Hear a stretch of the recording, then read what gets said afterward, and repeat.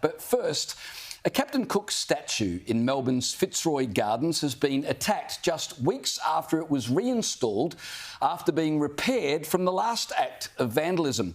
Back in February last year, vandals knocked the statue off its pedestal, and in the early hours of this morning, they used an angle grinder in an attempt to saw off the statue's head.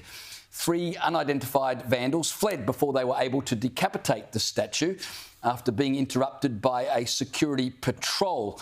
Now, here's the first lesson that our councils need to understand. It's pretty obvious that statues like Captain Cook or Queen Victoria, those statues that remind us of our British past, are targets for vandals. And so it only stands to reason that every council around the country does what the City of Melbourne had done with this statue: install lighting, CCTV cameras and security patrols. Here in Sydney, the City of Randwick is debating whether or not they should have CCTV cameras monitoring a Captain Cook statue here that's been vandalised not once but twice. It begs belief that they're debating whether or not CCTV cameras should be installed. I'll tell you why they're debating it, though. The Greens Mayor Philipa Veitch has said on the public record she doesn't think the statue should be there at all because it's a sad reminder of our colonial past, and so they're going to debate whether or not there should be security. Melbourne's Lord Mayor Nicholas Rees, and credit for putting in security to protect the statue, otherwise the head of the statue would have been lopped off this morning. But have a listen to what he said, because I don't think he still quite gets it. In a statement he said, and I quote, "Our security team observed Cook's cottage and the Captain Cook statue being damaged early on Tuesday morning and implemented measures that prompted offenders to leave the scene."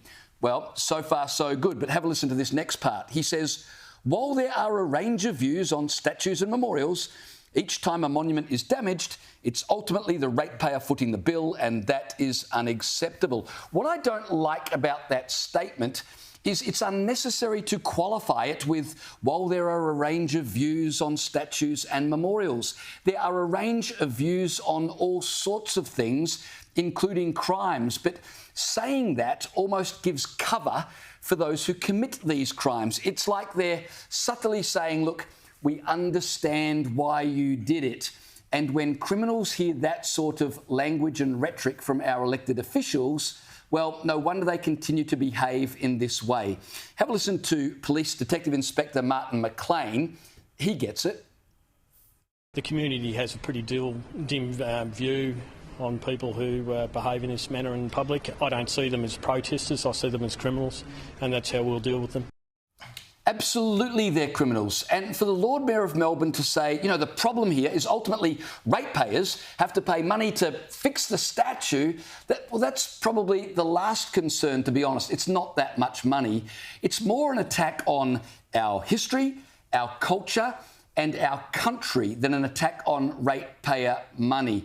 The problem I see with this, Liz and Caleb, is that if our elected officials don't talk tough on this, then we're going to get to a point where this happens so often that Lord Mayors across the country will say, you know what, it's just not worth it. It's too expensive for ratepayers. We're better off just not having these statues at all.